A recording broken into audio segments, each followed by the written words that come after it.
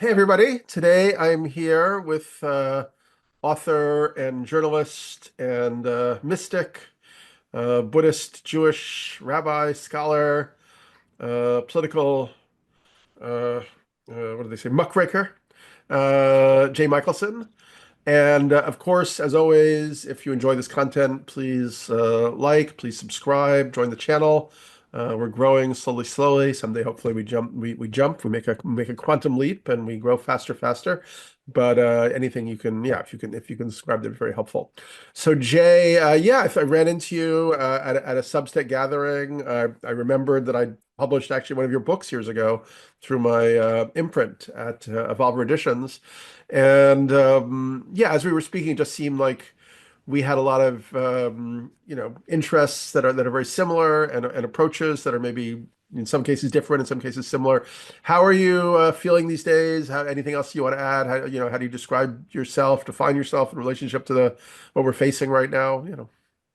Yeah, I mean, I like that list of appellations at the beginning. It's always fun to see which Jay Michaelson gets introduced at in podcasts. So thanks for introducing several of them. Yeah, I think it's a weird moment where a lot of my work is at the intersection of spirituality and politics. So how the human mind influences our political decisions and lives, and also conversely, how our inner lives are shaped by our surroundings and our conditions.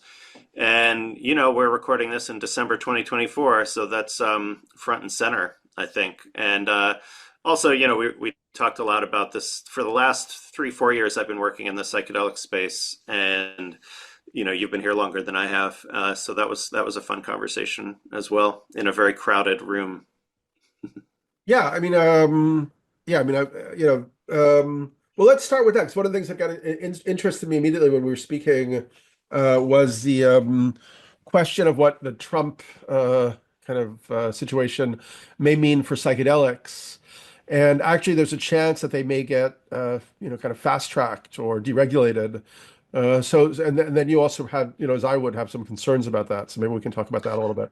Yeah, I just did an article on that. You mentioned on Substack, my own newsletter, which I called the coming pivot in psychedelics and psychedelic science. And I think we might be, it's still, as of our conversation moment right now, it's always tricky. We don't know which faction of the Trump coalition will prevail in any particular area or in any particular decision. Right now, some of the key people making decisions in this area include Elon Musk, RFK, and a whole host of less well-known figures who are very friendly to psychedelics and who are unfriendly to government regulation. And the FDA decision on MDMA was specifically called out by one of these guys, I'm trying to remember which one, as something to be reviewed, in an expedited way. And, it's not, who knows, right? But it's foreseeable, conceivably, that if other psychedelic medicines, including quote unquote pill only psychedelics, right? So for listeners of this podcast probably know the MDMA application from the FDA was actually for MDMA assisted therapy, right? So it's for MDMA in the context of therapy, which was part of what led to it getting rejected. It just was a little bit complicated, and that we could go down that rabbit hole if you want. But there are in the pipeline just psychedelic medicines that are not being attached to therapeutic modalities necessarily. And we could see kind of off-label use of psychedelics in a pretty short order. It's not like totally a prediction, but it is possible.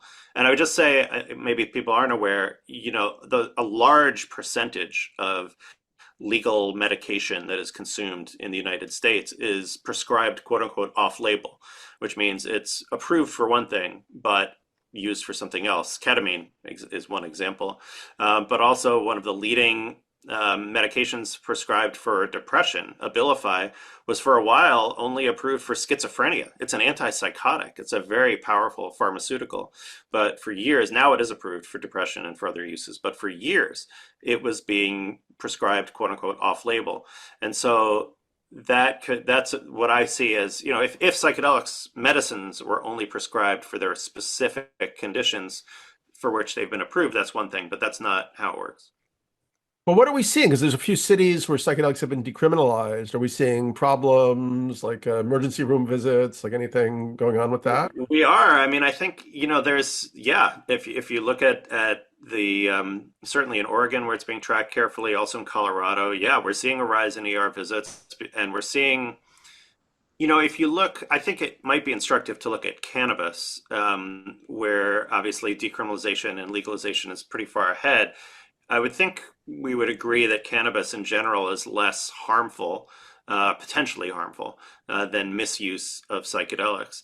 And yet, there again, we're seeing a kind of, just in cannabis, a kind of gigantic clusterfuck. In New York, for example, New York State passed a pretty progressive, kind of awesome decriminalization bill, but then completely bungled the rollout.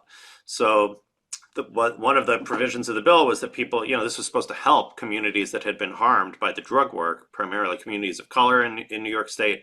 And it has not really played out that way because the rollout was so bad that now if you walk down the streets, everyone knows this, if you walk down the streets in New York City, there's kind of every block has a sort of gray market, mostly illegal weed shop.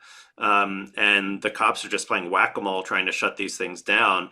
And so there's just a lot of, I would say, it's kind of a Wild West moment. And if we imagine, it probably won't be similar exactly like that with psychedelics, but if we imagine something similar, it's really scary. And it could also, parenthetically, I don't think this is the main thing, but it could also lead to a backlash.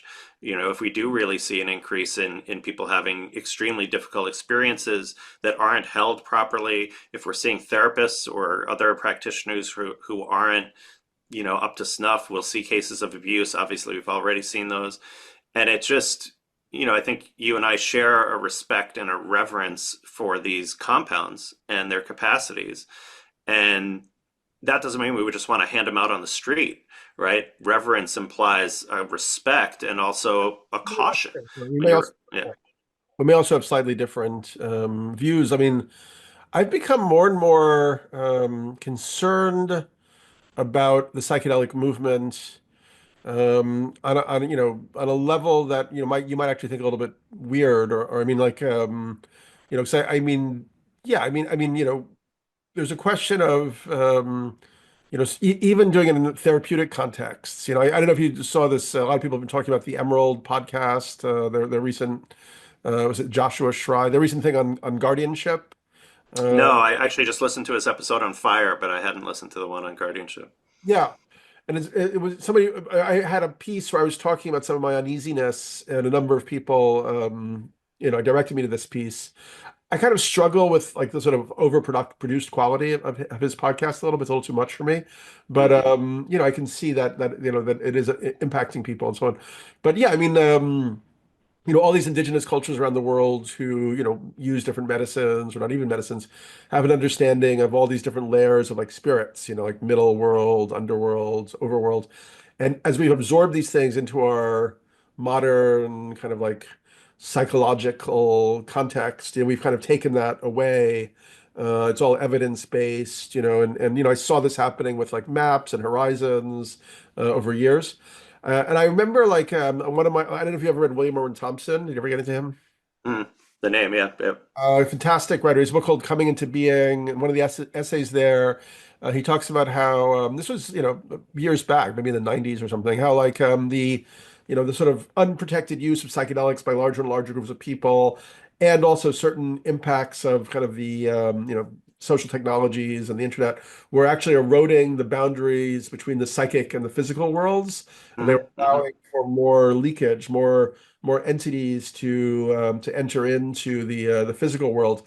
And I don't know, it's like it's kind of a weird level to be like, maybe we need a little bit of a pullback on this because maybe we don't really know what we're doing, which is kind of what Schreier talks about it in the Guardian piece also. Yeah, no, my cosmology, theology, etc., is maybe more don't know-ish. I don't want to say agnostic because I don't mean it in the sort of strict sense of people who say they're agnostic, but in the literal sense of I don't have the gnosis.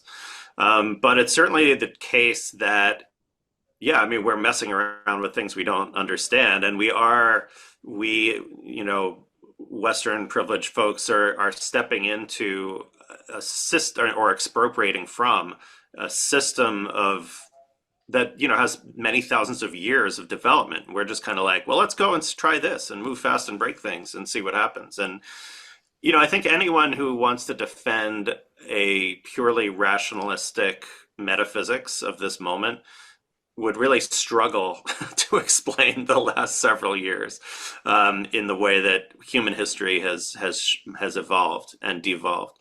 And so, at the very least, like my agnosis is serious. Like it's not a closeted denial or skepticism. And I also think, look, it's really, I think when people have some otherworldly experiences on psychedelics, it becomes harder and harder to maintain that kind of flatland metaphysics. And luckily for me, I mean, I kind of have more affinity with non-dual views of being, but that doesn't account for what you've just discussed, right? Entities, malevolent entities, unknown entities, other dimensions. It kind of skips to the end and skips over some important chapters. So I'm aware of that. And yet, my own experiences, particularly on ayahuasca, but on other things as well, do not comport with anything that doesn't have room for entities and other intelligences. Wait, That was a roundabout answer, but hopefully it was. What does that mean? What would say it again? I mean, I feel like I just remember my first ayahuasca experiences were in 2007. I think I'd read your book, and we mentioned, maybe I'll just mention it because it's a good frame. Your first, in Breaking Up in the Head, there's a moment midway through the book where you kind of do what Jeffrey Kripal calls the flip, where you flip out of, let's call it flatland materialism, into something else. And it was that was an Amanita mushroom, right? I think it was that experience where what was the Never took Amanita. Okay, it was something else there. So there was some time where you went to your kitchen and the mushrooms were standing in the kitchen, and they asked why. That wasn't me, actually. That was a story I counted from somebody else. That wasn't you? This was a formative myth in my consciousness. Anyway, that was a shaman I met, I think, from Massachusetts. There's a moment where there's like in the book, there's like just so you understand, reader. I think that's what was happening. Like, I don't think that this was an imaginary thing and this was a projection of the subconscious, of the unconscious. No, I mean, I think this is how I misremembered you. Yeah. The voice in the book says, no, I think this actually happened, that there was some consciousness in the mushrooms that was speaking, That was the anecdote from Richard, the gardener. Right.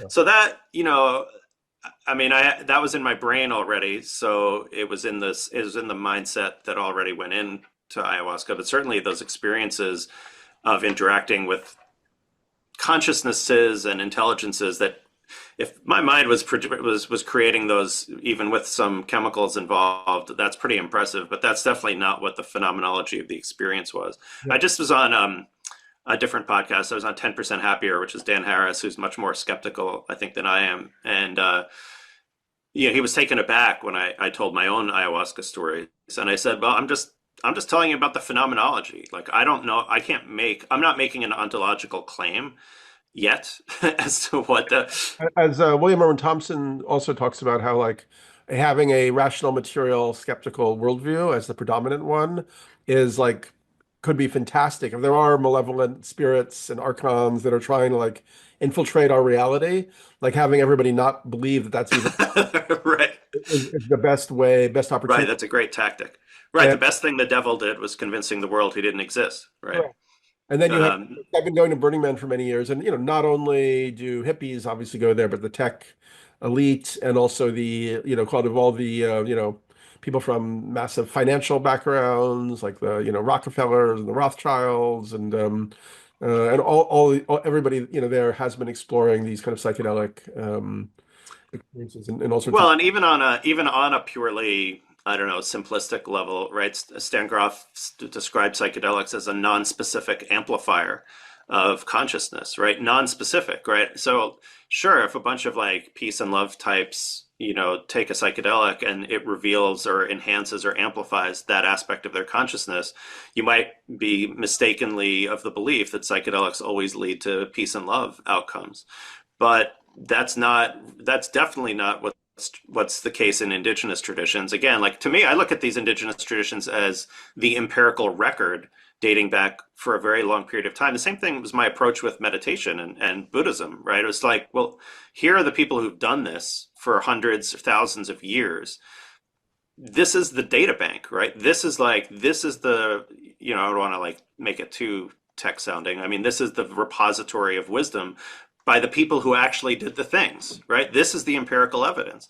And so if the empirical evidence dating back is that there are these malevolent forces as well, right? That psychedelics are used for, in brujeria as well. Like it's not just for healing in the sort of conventional sense, but can also be used for sinister motives.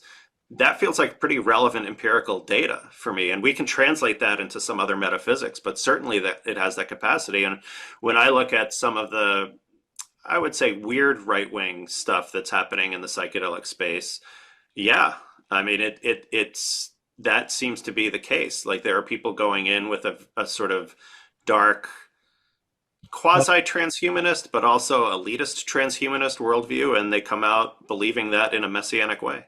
Elon Musk and potentially an addiction to ketamine. Yeah, and his that whole circle, right? I mean, it's not just Elon, not just Peter Thiel. It's not. It's this. It's sort of a, The and what? it's All right. what it's within. Some of the folks who are bringing some of the psychedelic medicines out also have that kind of view, and yeah, I don't.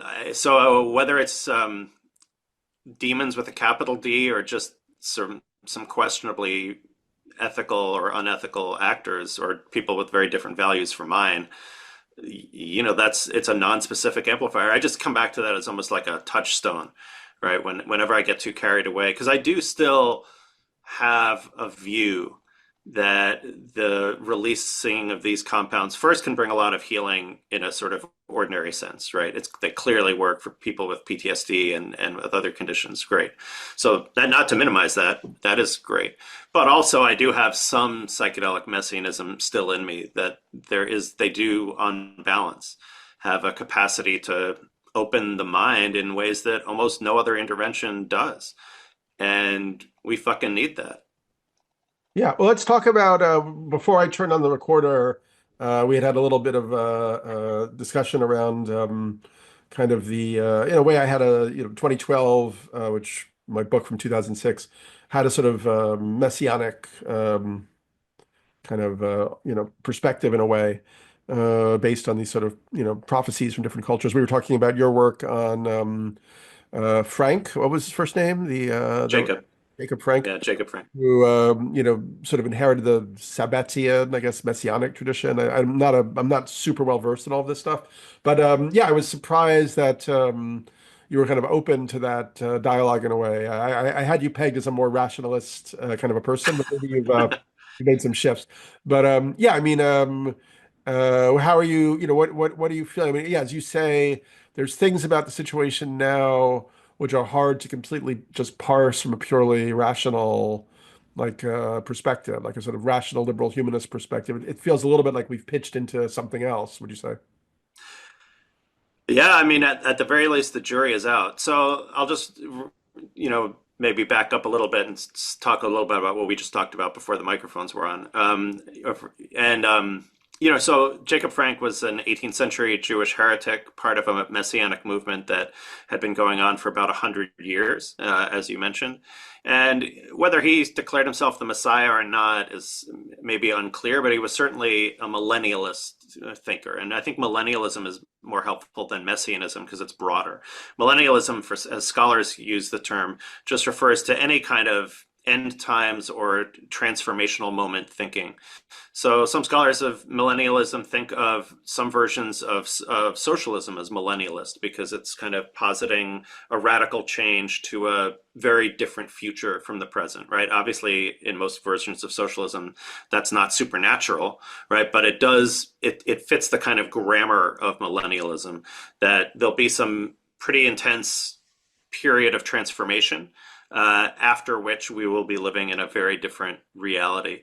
But certainly millennialism includes all of the kind of apocalyptic cults, UFO cults, false messiahs, true messiahs, and 2012 as well. So there is like as a scholar, so I have a PhD in religion, and from a scholarly point of view, like it's always been 5 minutes to midnight.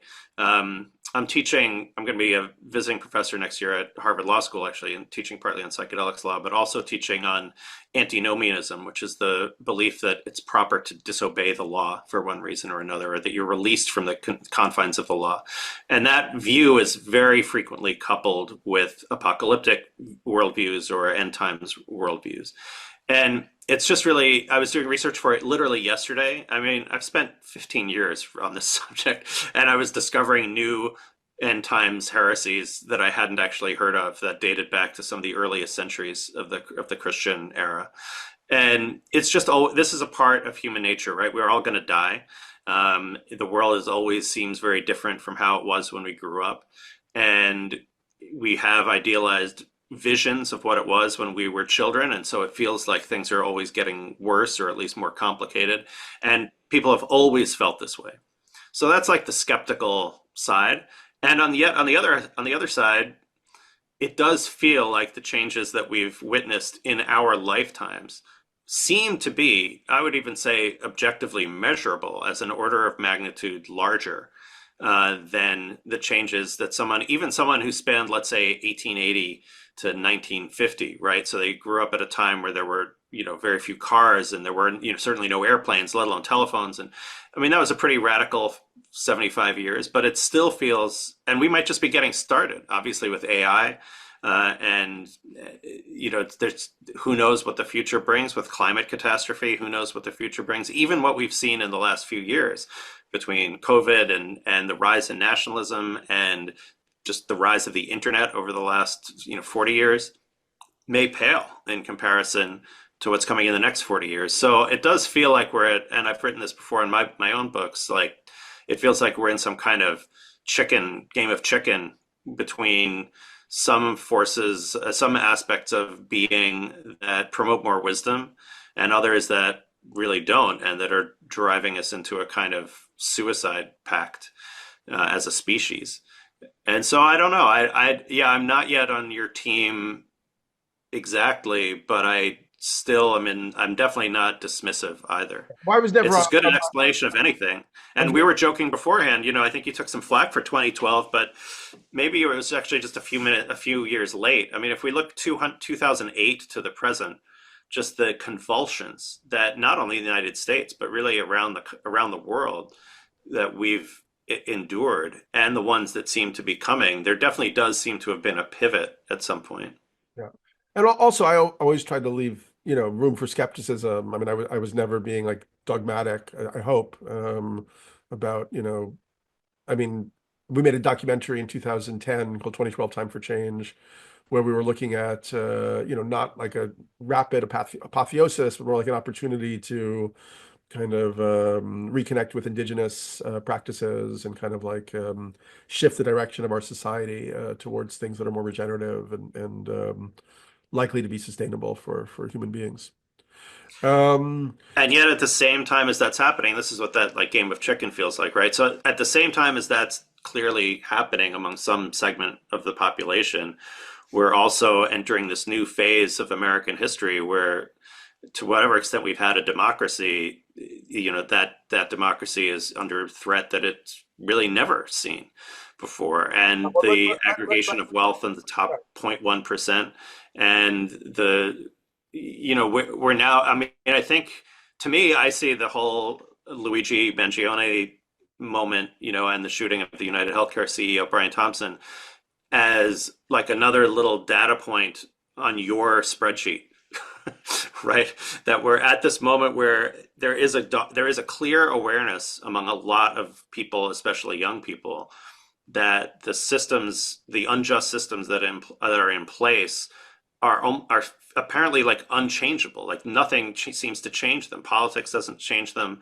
And so I'm not here to justify, the murder of a human being, but I am here to understand the truth behind some of what the assassin said, right? That there just doesn't seem to be, and climate is the same way. And I think some of the extreme actions, let's say of Extinction Rebellion and others who are taking, I'll just call them provocative actions, I guess, around the climate crisis, comes from a similar place. that nothing seems to dislodge this headlong rush into, if not species-wide suicide, then certainly a radical transformation for the worse for the planet. And so I'm also a parent and kind of holding that not as an abstract thing that I talk about in a cafe, but in a very real world question for my own daughter. That's why it feels like this game of chicken. Totally. Yeah, I mean it's a pretty terrifying reality for yeah, I mean obviously, there's so many things we could talk about. I wanted to get into this area a little bit. Yeah, I mean one question is, I mean you write about, from a sort of, in a way liberal perspective for Rolling Stone, is that even going to be possible in a few years, because we can already see that they've teed up against ABC. The media capitulated almost without even them. It's like our society has so little moral backbone. It feels like these institutions will just immediately capitulate rather than try to stand up to kind of despotic approaches. Well, I remember, in the last 20, 30 years when there was the sort of corporatization of big media, right? ABC's owned by Disney. For now, MSNBC, is owned by Comcast. But, there's like, there for the moment. And we sort of said, probably this isn't going to turn out that well, having these gigantic media mega corporations own journalism. And sure enough, I mean, I can't really disagree with Disney's decision as a purely financial matter to settle that lawsuit with Trump, right? And in case listeners, Trump had actually sued ABC News for something that George Stephanopoulos said, which is absolutely preposterous and has no merit whatsoever. But for Trump's whole career, for now 50 years, he's used slap suits, right? So what is it? Strategic litigation, something, basically harassing lawsuits to get his way. And he's now got not only his own resources, but also the DOJ at his soon to be at his disposal. So as a purely financial matter, if I'm the CEO of Disney, only concerned about maximizing shareholder value, definitely take the $15 million write-off rather than risk a confrontation with the new authoritarian president. And So it's almost like, again, it's system stuff, right? as we know, they've been studying Hungary and Orban, who basically took over the media there. And that playbook is, kind of well defined. I mean, it is interesting in that Hungary is a, small country of 10 million, and this is a very large and very diverse country of 300 million. So, it's hard to say how those same type of tactics will work over time. There's Uh, some pretty good analyses too. So for the since the civil rights movement, federalism has really been the friend of the right because it's been conservative states, refusing to go along first with the civil rights movement and then with any other number of somewhat progressive things that happen on the federal level. So now it's reversed, right? And I don't want to sound optimistic or Pollyannish, especially because so many people are clearly about to suffer in such profound ways, especially migrants. But I'm open to the argument that because of the federalist system and because of the concentration of some, more progressive elements in some states, that it'd just be hard to implement Orban authoritarianism, let alone, full-on fascism in a country this large. Then again, Putin's done a pretty good job, and the Soviet Union was pretty large also, and just Russia's sphere of influence, and China's done a pretty good job, and they're much larger than the United States. But China still doesn't have the kind of federalist structures, and it takes time to dismantle the court system, which is certainly what Trump did do the first time, and will now do more. But that takes. I don't know. I have a little bit of hope in some of our institutions, but I can say personally, just on the journalism side, I had a weird thing happen after the election, which was 2 days after that. I was doing a segment on CNN where I sometimes appear. And I don't really focus on trans issues that much, but it's came up in the conversation. And one of my co-panelists referred to trans girls as boys playing girl sports. And we can have a whole conversation about whether trans girls should be playing girls athletics or not, but to deny the reality of trans existence, I mean, I have plenty of trans friends. It's kind of an outrage. And so I responded. And that moment went viral on the right, which, you know what it's like when the internet hates you. It's not a pleasant moment. And so that happened to me. But the level of vitriol and threat was definitely new to me. And it did feel like there's this really emboldened kind of brown shirt style Elon Musk intimidate everybody thing happening on the right. And so even the so they're on the top, let's say where it's Comcast or Disney or Amazon slash Jeff Bezos capitulating, that's happening. But then here on the bottom as well, you know, among individual journalists, the price just gets higher and higher to do this work. And you begin to, my partner was saying to me the other day, like you begin to get some sympathy for the quote unquote good Germans, you know, who allowed fascism and the Holocaust to happen, because these were the good Germans were also in part scared Germans, and they were being threatened with being sent off to a concentration camp themselves. And so I'm not defending cowardice exactly, but I'm just sort of, now that we're in it, you know, shit gets pretty real in it in a way that's different from commenting on it from afar.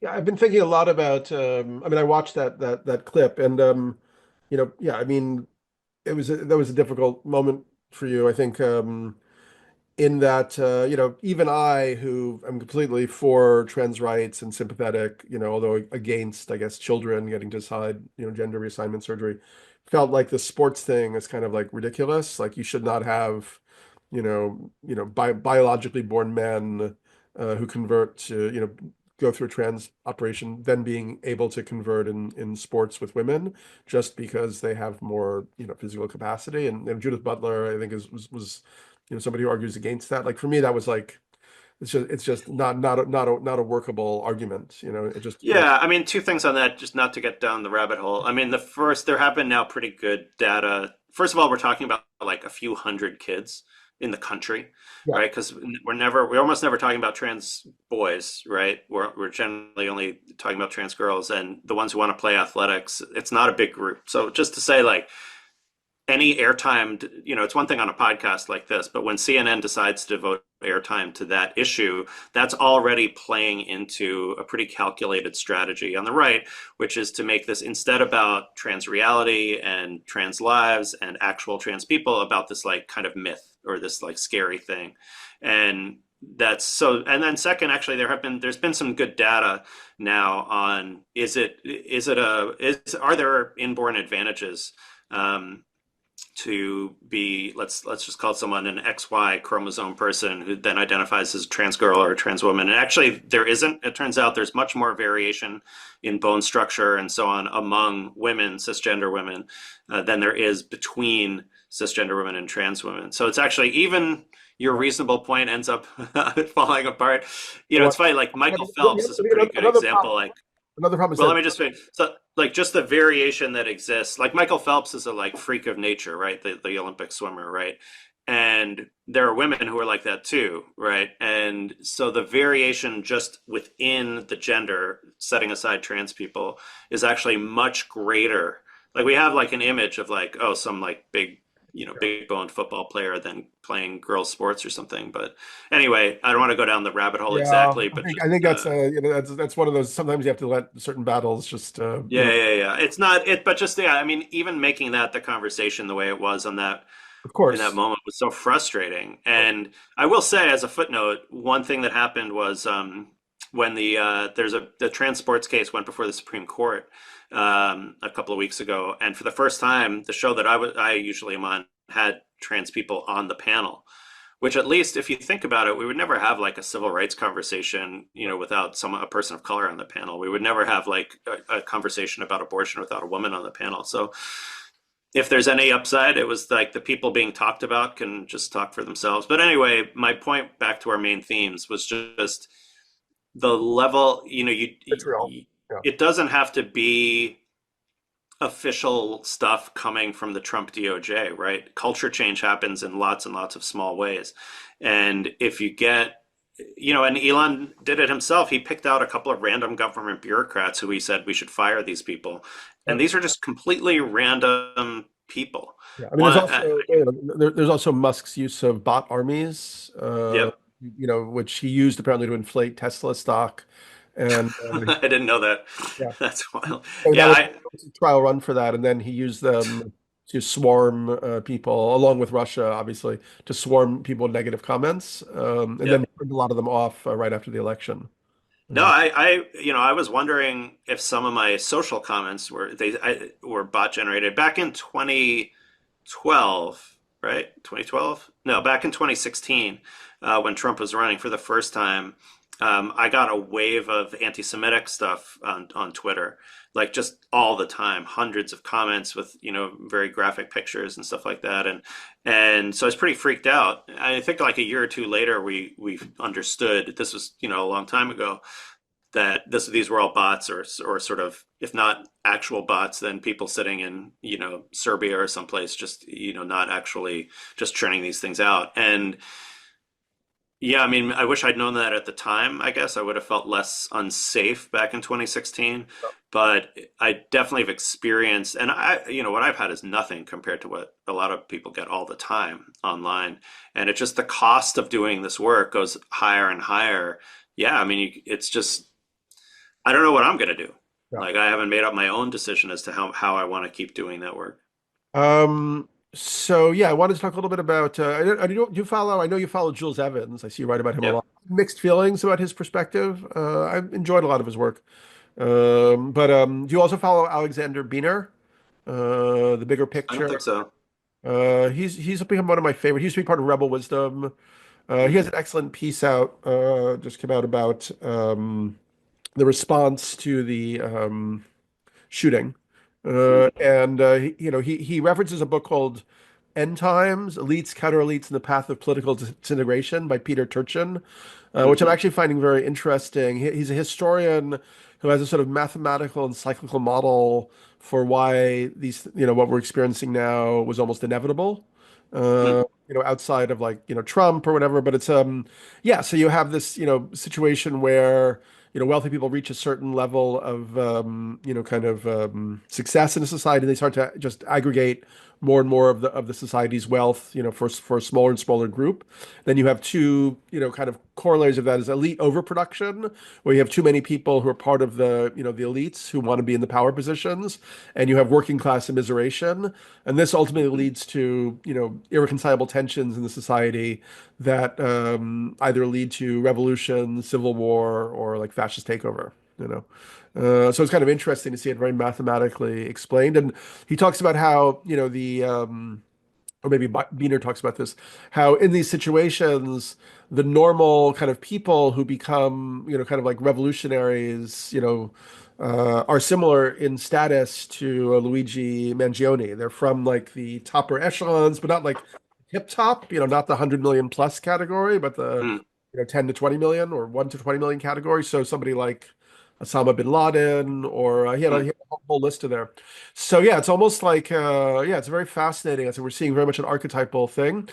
But the other thing, so what Biner talks about, which I also found very powerful, was the sort of the fact that it ultimately comes down to embodiment. Like we live in this very disembodied and abstracted reality where we can't really put our finger on, who's causing all this evil, who's causing the extraction of wealth to this small group. It just seems like it's a very, but ultimately it does reside in bodies, and those bodies can be reached. Uh, so, Mm-hmm. this is also what happened in, with the, like 1890s, anarchism, First World War, and so on. And there's an interesting article in Jacobin, where she talks about culturally, okay, we cannot and should not ignore the libidinal dimension of this cultural event, which is the shooting. I mean, how everybody has been so fascinated with Mangione's, chiseled body and handsomeness. And, he's handsome, but he's not like that exceptionally handsome. Like people have something about it. There's like an excess there of Oh, desire. here in the gay world, we think he's exceptionally handsome. Oh, he's very handsome, but I mean, He's made the rounds. yeah. He was also bi, apparently, we now know. So we can and should not ignore the libidinal dimension of this cultural event. When was the last time a criminal so attractive that the New York Times refused to visually reproduce them? Culturally, liberalism Is has that been. true? They're like not Yeah, they yeah, wouldn't run yeah. the No more abs photos. pics. No more Huh. photos. Culturally, liberalism has been lacking in anything that would satisfy people's deepest drives. While people have been uniting around the right and hatred for liberals, for wokeness, and much more disturbingly for migrants and minorities, the center left has offered dry policy half measures and tepid scolding. They have responded the same way to Luigi Mania. This won't work. This is from Liza Featherstone. So I saw you mention a few similar kind of things around, yeah, how it's sort of like tragically wonkish the liberals, the Democrats are, and meanwhile, it's like, the left and the counterculture used to have the sort of libidinal world kind of in its hand, and Mm, mm. I mean, even comedy is a form of libidinal release. Like, Well, I was thinking of the Black Panthers, right, who were like so sexy, right, both male and female, yeah, right, and used it and dressed that way. Like that wasn't like by accident, right? It was using that charisma and that physical beauty as part of the as a weapon, right, in the radical work. That's really interesting. I mean, I do think it's funny.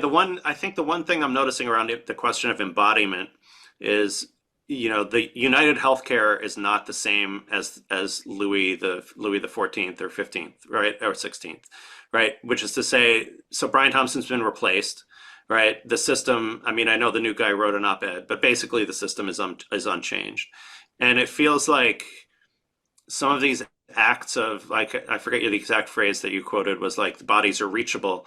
The bodies are reachable, but they're also very replaceable, right? It's just whack-a-mole, right? I mean, you'd have to get to the level of like a Trump or an Elon or something for an individual body to be significant, I think, in this systemic, in the system, just in the way that the system operates, right? So like a CEO, except in very rare cases, is totally replaceable. And I've always thought, actually, by the way, that some of the ways that, I don't know, the Occupy and post-Occupy left like talks about CEOs in particular also misses the point. I mean, it's the CEOs, sure, but it's the shareholders, it's the boards, it's the entire apparatus that enables these, and it is also the legal apparatus that's been captured that enables these huge corporations to exist and to aggregate power the way that they do. And I know I sound like the dumb leftist on South Park right now, but there is some truth. There is some truth to that, and it's interesting. I feel like has a lot of the left has understood, let's say, systemic racism, for example, and that it's not I just. would try to make a distinction because I don't consider like the progressive Democrats left. I consider them, they would have been conservatives back in the 70s, like Bill Clinton. Well, I mean, I think the left, when people talk about reparations, I don't think that's progressive Stop, Democrats. I think that's the stop, left something of else. there. So that wing of wherever the left we want to call it understands systems, and I think the sort of socialist Marxist left understands systems. But I wonder, if what I would call the Bernie left does, and it just, we're creatures of narrative and of myth, right? I'm thinking of Josh Schry again in The Emerald. Like, it's we don't really have myths of like systemic, right, like predator capitalism, right, which is what Mangione's real target was, right? It wasn't really some dude whose name nobody knew, and which is even now hard to remember, right? It was like it was this outrageous system of which there are millions of people responsible. And I don't know, it's just easier. I mean, you see why demagogues have a better time blaming immigrants since Bernie. I haven't seen anyone within the Democratic Party, sphere who articulates the kind of rage that Trump captures, right? And it's not surprising there were Bernie to Trump voters, right? Because these are people angry at the system, and it's not left right for them, it's top bottom. And they see that they're at the bottom. And obviously it's ridiculous that, because Trump's populism is a lie, right? All of his policies will just enrich the top. But he speaks the lie so authentically, right? And elites do really hate him. And so he can be anti-elite because even though he's a centimillionaire or whatever he is now, he sounds like us. And it's that struggle that I don't know who that next Bernie is, right? Who is I don't know. I don't see that figure who can capture, and some of it's racialized. Is it white working class rage? I don't know, but who can capture some of that rage? I don't know. Hmm. So, It is an emotional, it is a libidinal, it is like I'm totally on board with that analysis, it's right? interesting. And it's like what would that figure look like? Obviously, the first person we would think of is AOC, right? But for a variety, like it's not her vibe, right? That's not what she does. And there's also sexism built into it. So like if she were to be that angry, it would be hard. You could imagine the criticisms that would be leveled at her that weren't leveled at Bernie. And it just like it's just a real struggle, like that there are right wing authoritarians who can fully lie about their actual programs, but tell the truth emotionally. And I wrote about this a bunch in my, that in a way Trump is a very truthful person, right? He's obviously an unprecedented pathological liar, but on an emotional level, he conveys a truth that certainly Kamala Harris didn't convey, but hardly any Democrat conveys. Yeah. Um, yeah, and I guess another, question around the whole psychedelic thing is, psychedelics back when always seemed to be associated more with like, the counterculture left with, kind of anarchist, bohemian, Dionysian kind of like transformation, potential. And now that also seems to no longer be the case. They seem like they have been kind of, ultimately kind of, yeah, depoliticized, and maybe even they're getting integrated into this kind of, kind of pseudo-libertarian philosophy. Oh, Um, sure. I mean, even I don't know if you still read the New York Times, but they just did a piece on CEOs doing psychedelics to be more efficient. And there was actually a really interesting, I'm forgetting which it was. I think it was Swayam Bagaria, who's a psychedelic scholar, focuses on Hinduism, and is very rooted in India, and had a really interesting take on kind of how Western or certainly non-American cultures are interacting with psychedelics in different ways. Like in China, there actually is a decent amount of psychedelic penetration, but it's almost entirely about improving efficiency and productivity and stuff like that. And and there's sort of a romanticization, obviously an Orientalist Western romanticization of India, but actually there in India there's a lot of suspicion of some of these things, and there's already some of the distinctions that psychedelics question. So let's say between spiritual healing and bodily physical healing already don't apply as much in the Indian context. So it's kind of like, well, what's new here? Like, of course, we have a spiritual, integrated spiritual, physical health response to health conditions. Like, of course, we do that already. Anyway, it was a really interesting piece, kind of problematizing even the association that we had had with a certain kind of person, like a countercultural kind of person. Um, what's the name I of the? saw this, the same thing happened with meditation and mindfulness too, though, right? I mean, meditation, mindfulness in the 70s and even into the 80s was like just the granola people, right? And now, obviously, it's part of HR plans. And at the time, I think I still think this was good because I still don't hate me too much for saying this, but I'm still, I think, an incrementalist in most areas of the change I want to see in the world. And I've long felt that kind of mindfulness could be a good gateway drug into the more transformative capacities of meditation. I've written a lot about that, and I've talked about it. I'm out of the closet as having that sort of secret agenda for meditation, and I guess there's be more skepticism around that when it comes to psychedelics. Like, would, let's say, medicalized psychedelics be a gateway drug for some people to maybe literally to then have a kind of spiritual opening? Maybe. I don't know. But first, like, there has to be some more honesty about that, right? I mean, we're I think creating it would be the, thousands of accidental mystics right now, right? it would be the context. I mean, in the I well, mean, no, we've seen it already. So, like, no, no, no, let me explain. the Healing Hearts Project, working with veterans with PTSD, who No, no, no, then, no, I'm not. I'm saying that actually you would have to give people, if it was an initiatory thing, it would also be about society, not just. And part of the problem is that we're in a hyper individualist society, so we look at everything right. just through the lens of the individual.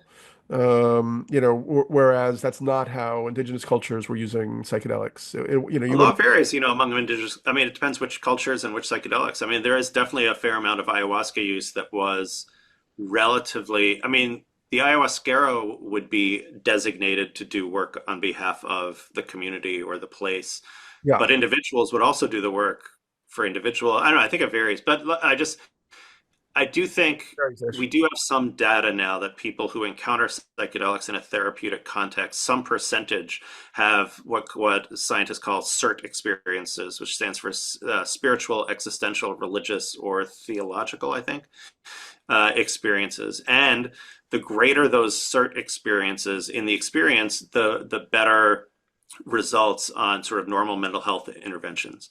Yeah. So we're already seeing people go in for an intervention for depression, let's say, or for post-traumatic stress, or for anxiety, acute anxiety, and come out with some progress on that, and also something that they understand as spiritual or existential or religious. And it's tricky to think about how to be honest about that, right? We obviously we want to make sure, and I'm at Emory Center for Psychedelics and Spirituality, and one of that center's main areas of focus is on spiritual care for people who are experiencing psychedelics in one or another context.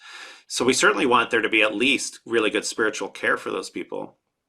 But we also, I think, don't want it to be a bait and switch where I'm going to give you MDMA, to deal with post-traumatic stress, but secretly it's because I want, what Rick Doblin called the spiritualization of humanity, right? There needs to be like a little bit more transparency. Like it's funny to imagine almost as a joke, like a warning label on, like a psilocybin pill, like warning, this pill may give you a depersonalized mystical experience, that may cause new neural connections to form that change the way you understand yourself. But something like that, not literally that, that's the joke version, but there needs to, I think, and people have been saying this in meditation too. Wilby Britton and her lab at Brown, where she's focused on the harms that meditation can cause, intensive meditation.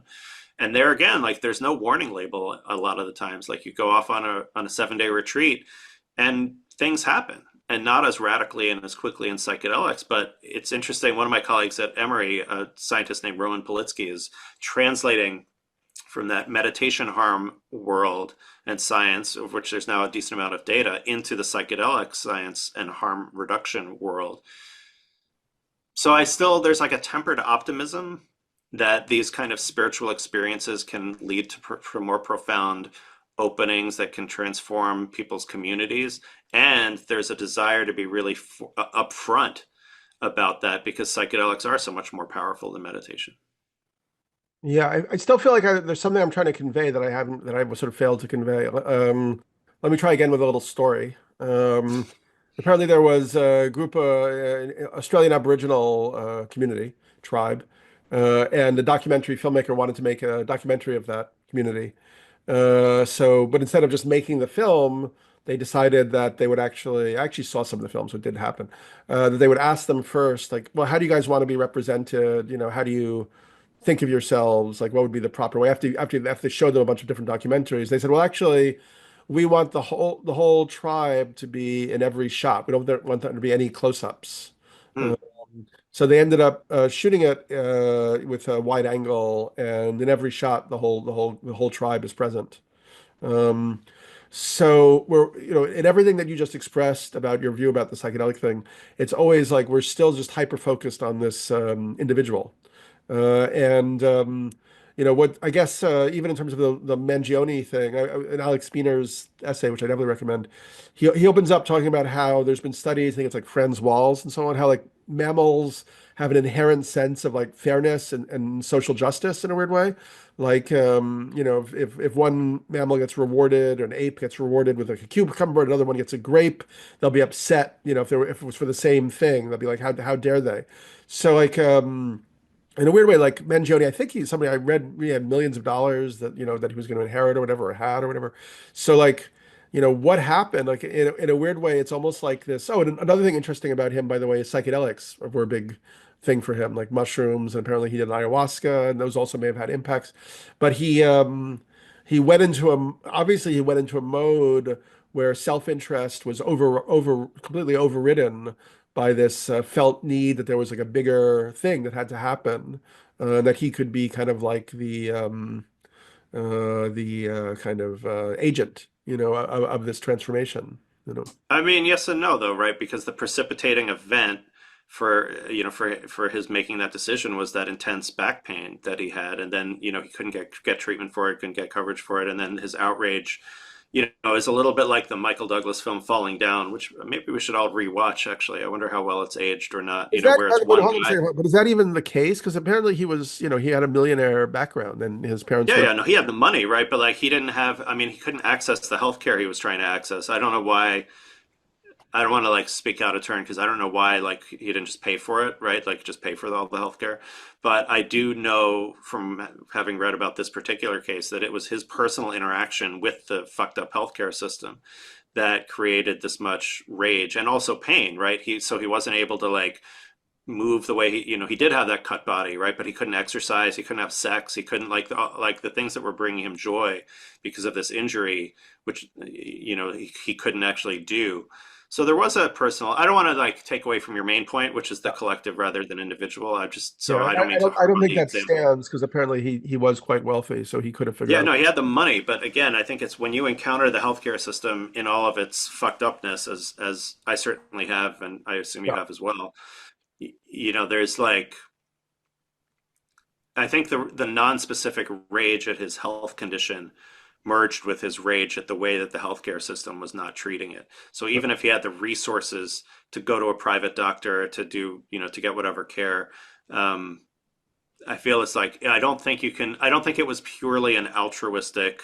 Well, I Uh, mean, I think honestly, it pretty much was. I mean, you wouldn't do that otherwise. yeah, I mean, we can disagree about that. Right. I mean, I guess even if it was altruistic, and to some extent, it was motivated by personal pain, physical, actual pain. Sure. I mean, And that of course is always going to be, if you don't have a personal experience of something, then you're not going to care about it generally. I mean, it's too abstract. yeah, I mean, I think that he's obviously a smart guy. I mean, I think there's a certain kind of nihilism in that rage. I don't know, nihilism, that seems like unfair, but like there's certainly an understanding that like his life as he knows it was going to be over. Whether he would be killed or Well, whatever, he surely knew going in. So anyway, but I think on the back on the communal piece, first I think it does vary from culture to culture on the way in which the collective is centered in the altered state experience, whether it's psychedelic or otherwise. But second, I don't. I mean, my theory of change has always been kind of two or multi-sided, right? The kind of collective. It does feel as though the kind of collective change that we want, even if we disagree about exactly what that is, um, relies on a kind of transformation. Seems to require a kind of transformation that takes place on a consciousness level. And I'm on board that that can be collective as well as individual. And certainly that's my experience in some psychedelic experiences that it's not me and it's not what's happening in between these ears.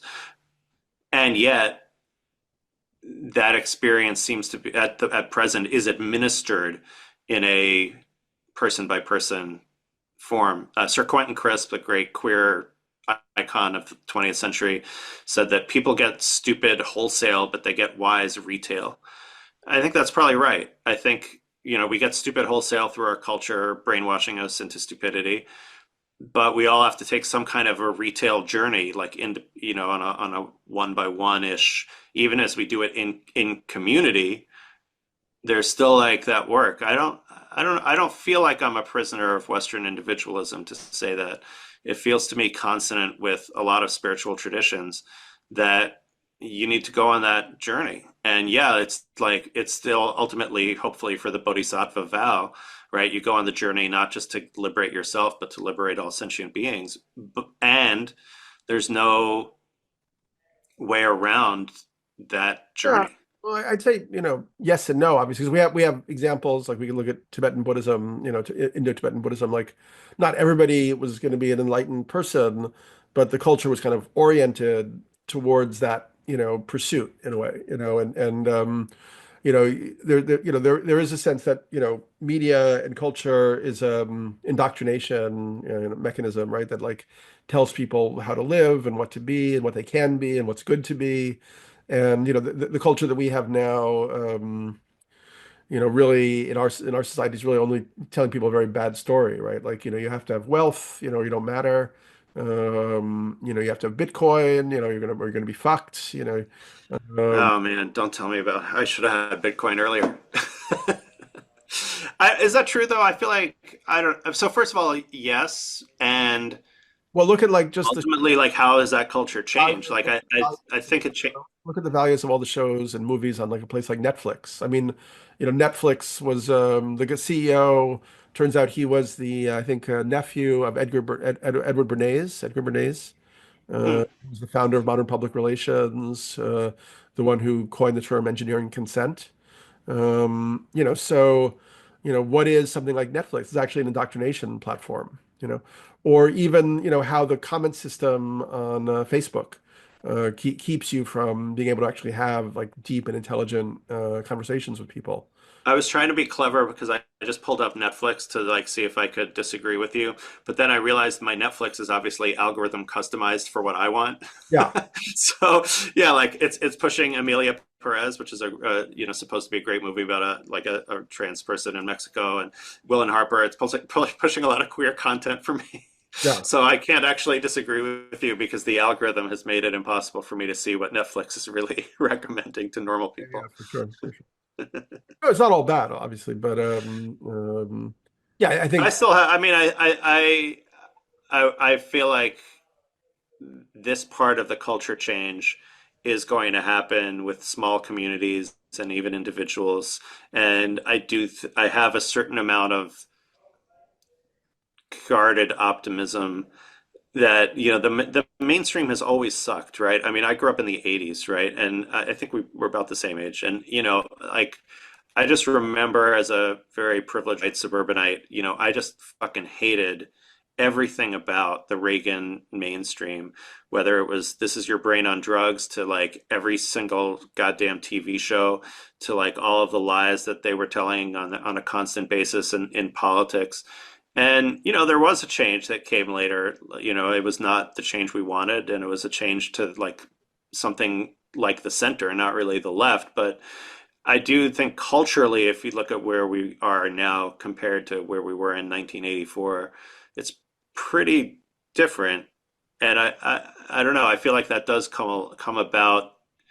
I feel like that change does happen.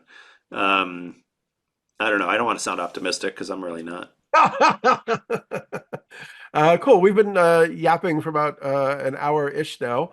Yeah, like what do you we talked a little bit about maybe the democratic progressive world needs a sort of libidinal upgrade. I'm kind of curious, what are your thoughts about what do people do right now? Like it feels like yeah, we're all just like witnessing this like train wreck in a way.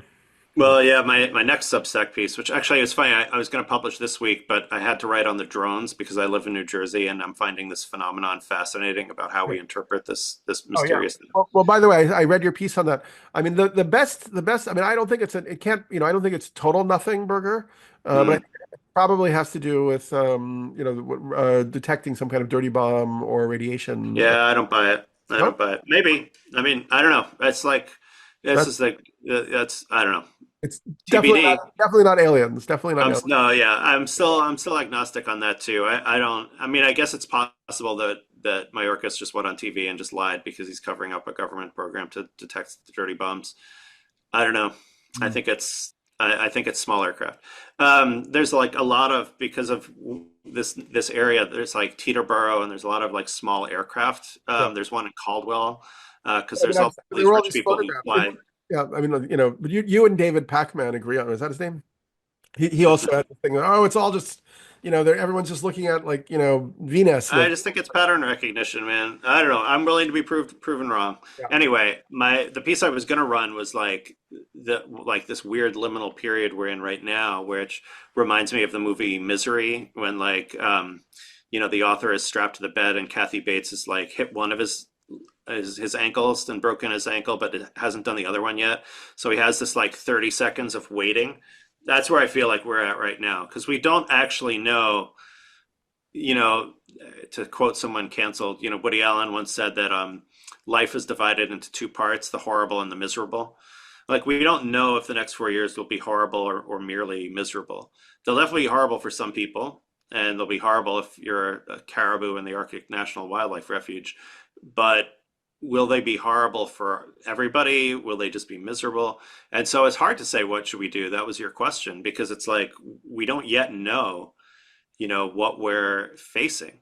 Um, I don't even, a lot of people are doing things like deleting their messages and, emails and stuff. And yeah, but I don't know how permanent that ever is anyway. I mean, it's not a bad digital hygiene practice, to go censor yourself for 20 years of past posts, so they can't be used against you. But that doesn't feel like it. I think where I've really landed, I had a rough November, partly because of that stuff after the CNN thing. And I think when I saw you, I was just coming out of it.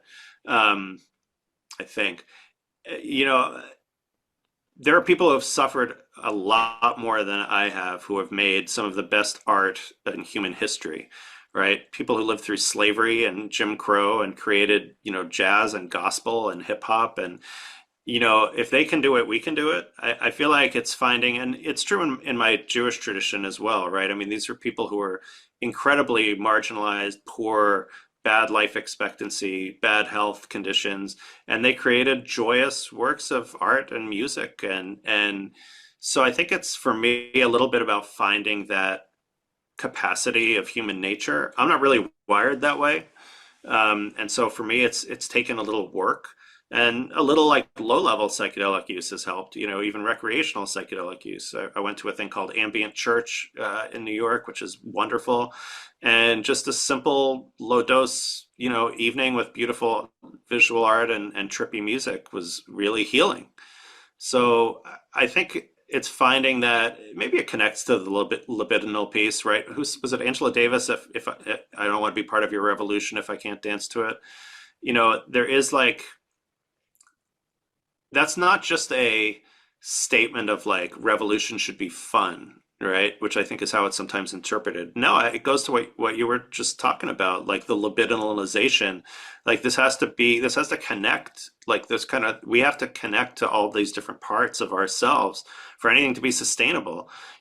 God help me, I hope never to go to a Trump rally, but those things are definitely a revolution that people are dancing to, right? They're literally dancing to YMCA of all ridiculous things. Yeah, there's a And nice documentary just called Homegrown, where they followed some mm, of the Proud Boys around for 4 years. And then you realize, like, they're really just they're lost people whose lives kind of suck. They're looking for community.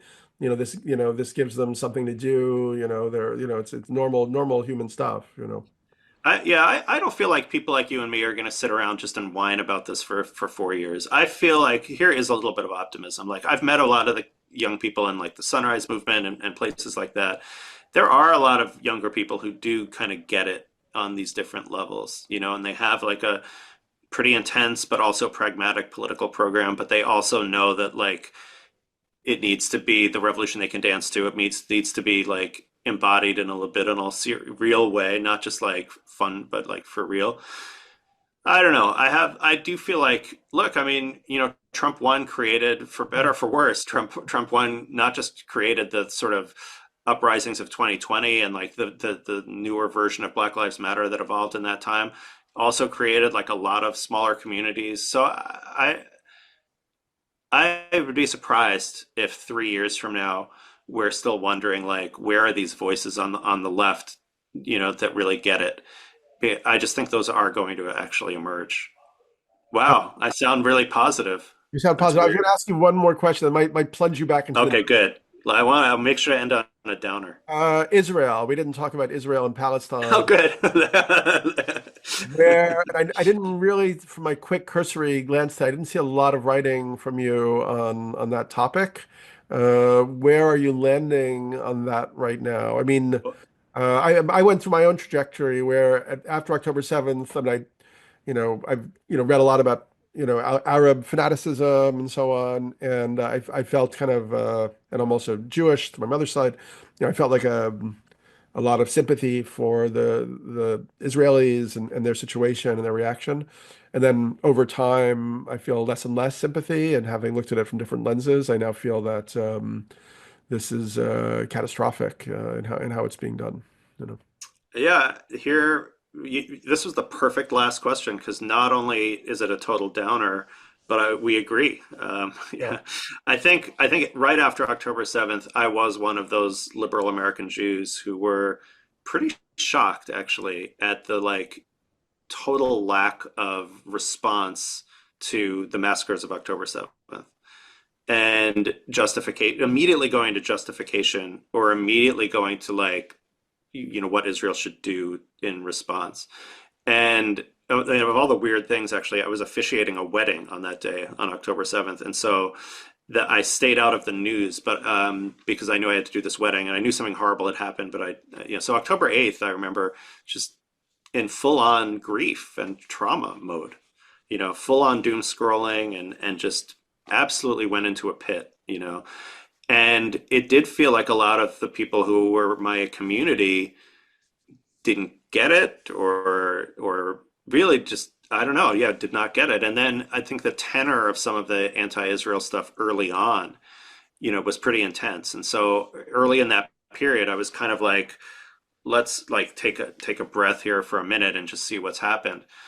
But just like you said, I mean, I actually think some response was absolutely necessary and justified, but that's not what's happened, right? I mean, in the last 12 months now, I'd say, yeah, around, this has escalated into something that is, whether I don't know about, whether we kind of dicker on the word genocide or not, but it's certainly like brutal ethnic cleansing, awful collective punishment.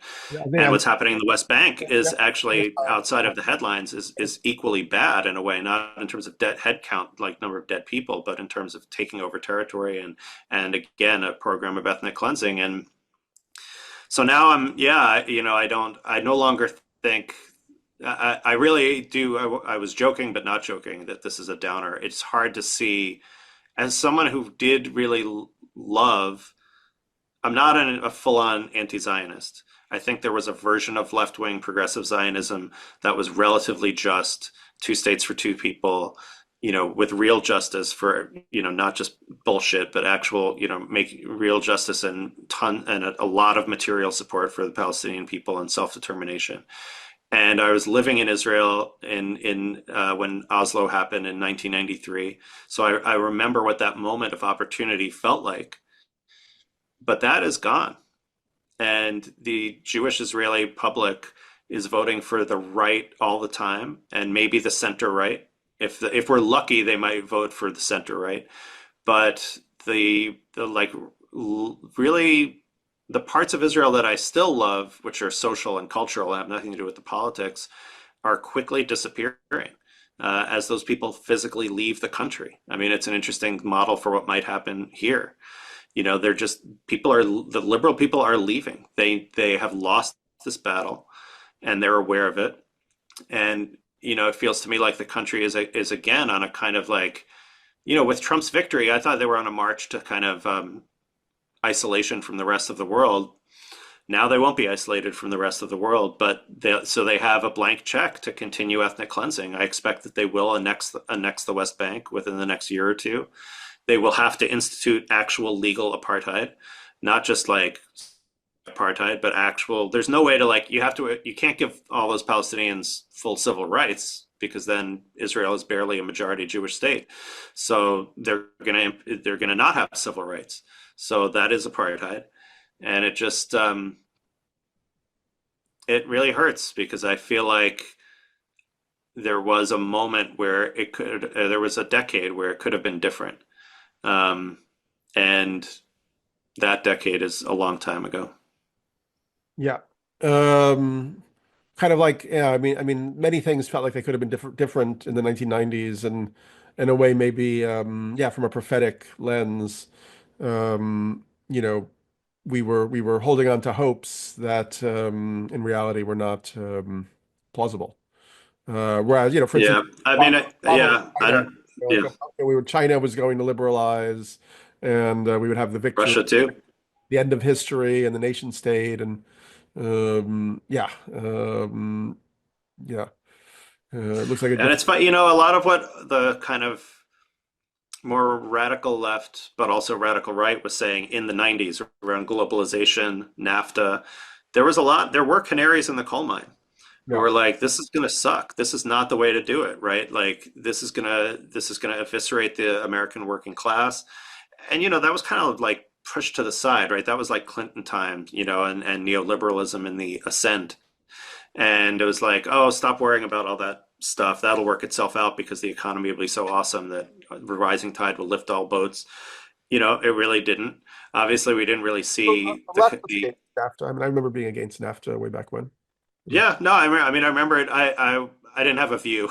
Like I wasn't pro, but I wasn't anti. But I remember like that you were one of the canaries in the coal mine, and it was the case. And in Israel, you know, I don't know if you know Rabin hadn't been assassinated. You know, he was the figure who could have sold peace to the Israeli public.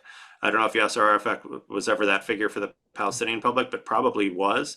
And you know, there was just no one like him, you know, when he was cut down because he had this credibility with the center of Israel, and he made the security case for peace, which is obviously still true. It's still the only. I mean, who knows now what's going to happen, but it just. But I can't defend and won't defend any of Israel's continued actions in Gaza or the West Bank, and it's just you know, I wrote a lot about it early on, and I just don't have anything Yeah. more to say about it. It's just a tragedy that feels personal because there was a version of Israel that I did used to love, Yeah. and that place it sort of exists still as a shadow of itself because friends of mine are there and like they go to the same cafes and it you know there's still a lot of loveliness in that culture but it's very quickly disappearing and it's predicated on turning away from a gigantic human rights catastrophe that continues to unfold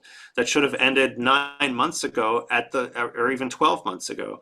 There's no military justification for what's still happening there, and it's absolutely the only way to like quote unquote enjoy what I used to love about Israel is to willfully be blind to the murder and the occupation that's happening. Cool. So Yes. you got it. We ended on a downer and with some Uh, agreement. Well Jay, done. it was good to get some time to chat with you. Felt like there was a lot of affinities between our worldviews actually, and let's stay more in touch and do more things. I look forward to that. Have a great day. Thanks for listening. Thanks. Please like, subscribe, and all that stuff.